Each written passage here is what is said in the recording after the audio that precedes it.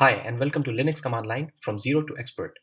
Whenever the word command line comes up, people imagine some primitive way of interacting with the computer.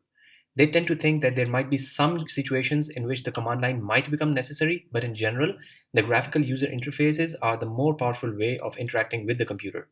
In reality, though, it's the exact opposite. There might be some cases in which the graphical user interfaces might be more powerful, but for most tasks, the command line is the better way. In this course, I want to show you why this is the case. So who am I? I'm Dr. Noman and I'll be your instructor for this course. I have a PhD in computer science and a postdoc from Max Planck Institute for Software Systems, one of the world's leading research and development institutes.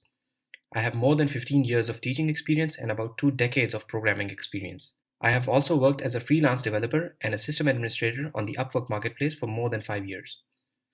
I'm an assistant professor at a computer science university and have guided and supervised students in several areas of computer science over a long period of time. Because I've worked with so many different areas of computer science, I know how important it is to know the tools that are cross-cutting, tools that help you succeed in many different areas so that the effort you put in once pays off again and again. And the Linux command line is at the top of this list. When I teach Introduction to Computing to my undergrad students, I tell them to stop using Windows and move to Linux. And I tell them to start using the command line because it's the best investment of their time. It helps people learn stuff that isn't even related to Linux.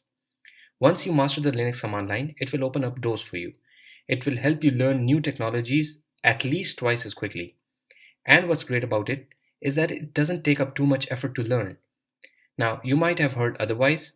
You might have heard that the command line is a difficult thing to master and that you have to memorize all this stuff that makes no sense.